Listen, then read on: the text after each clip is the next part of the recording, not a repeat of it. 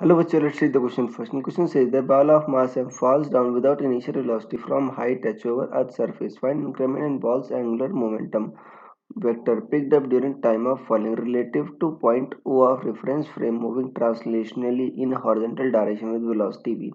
Ball starts falling from point O. Air drag is to be neglected.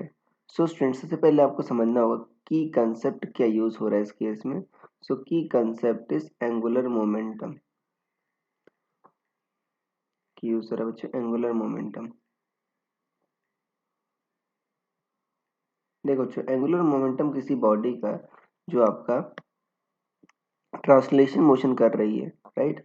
अगर मान लो कोई body है translation motion कर रही है ओरिजिन के रेस्पेक्ट में मान लो आप निकाल रहे हो, तो अगर मान लो जो पॉइंट है उस स्टैंड पर यहाँ पर है और इसका लीनियर मोमेंटम बच्चों p है और ये आपका r वेक्टर है, इसका पोजीशन वेक्टर है ये बच्चों वेक्टर. तो जो इसका एंगुलर मोमेंटम डिफाइन होता है अबाउट पॉइंट o वो होता है r क्रॉस p.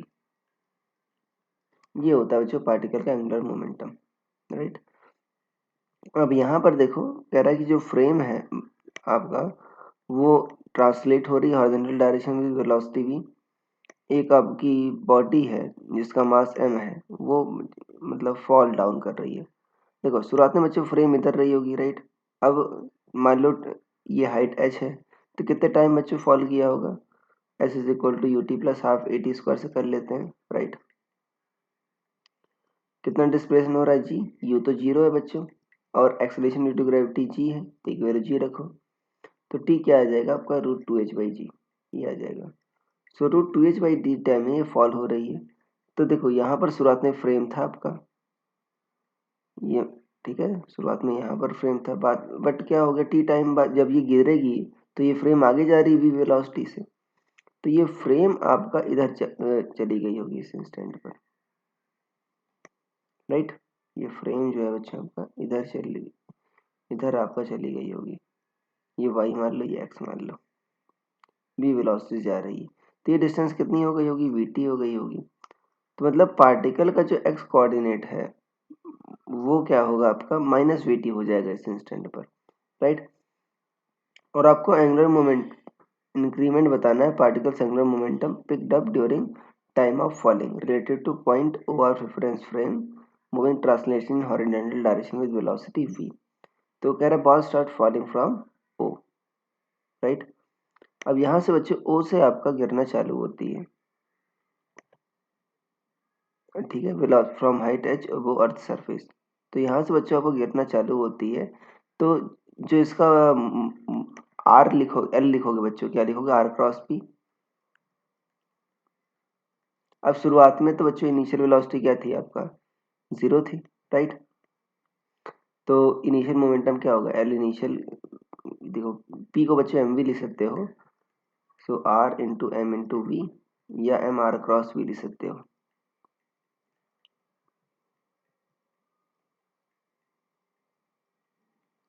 एल क्या लिख सकते हो एम आर क्रॉस वी. शुरुआत में वेलोसिटी क्या थी बच्चों आपकी जीरो थी तो आपका मोमेंटम क्या होगा आपका जीरो होगा. एल इनिशियल जीरो क्योंकि वेलोसिटी वी इनिशियल क्या थी आपकी जीरो थी. अब आपसे पूछा है कि फाइनल आपका जो मोमेंटम हो कितना होगा क्योंकि इंक्रीमेंट कैसे निकलेगा बच्चों L final minus L initial. Delta L हमसे पूछा है, डेल्टा एल क्या होगा आपका L final minus L initial.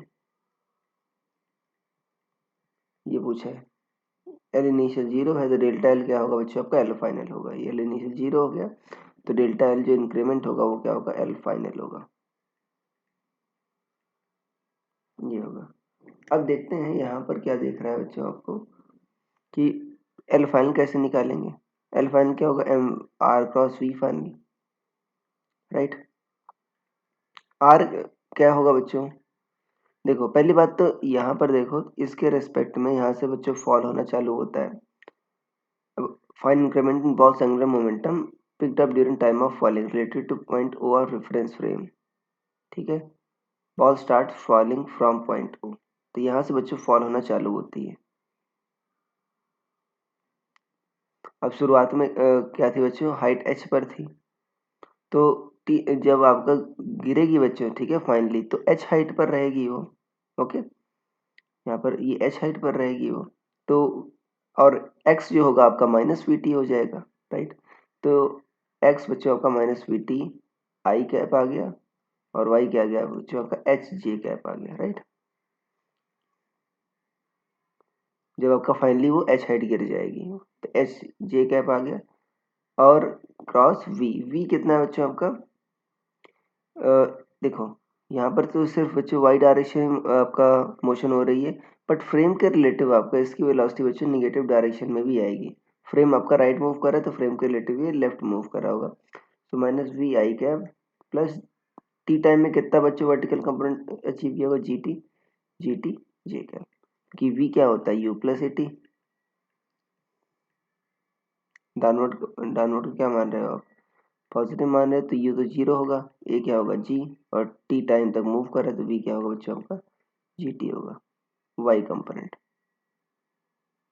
तो ये आ गया बच्चों। तो देखो आई क्रॉस आई जीरो, क्रॉस प्लॉट करना है बच्चों हमको, आई क्रॉस आई क्या होगा जीरो, आई क्रॉस ये क्या होगा के, तो एम क्या आएगा minus we G T square, I cross ये क्या होगा के, जे क्रॉस आई क्या होगा बच्चों आपका माइनस के होता है, राइट।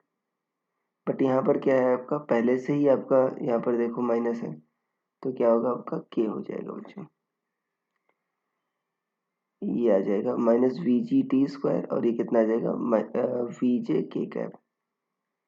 अब टी क्या है बच्चों आपका root two h by g है, राइट, वैल्यू तो minus we g into two h by g, sorry यहाँ पर एच क्या है minus two h by g के कैप प्लस वी एच के कैप, तो ये बच्चे जी से जी कट गया, माइनस टू वी एच के कैप प्लस वी एच के कैप कितना आएगा माइनस एम वी एच के कैप। इसको ब्रैकेट हटा भी देते हैं, कितना आ जाएगा बच्चों माइनस एम वी एच के कैप,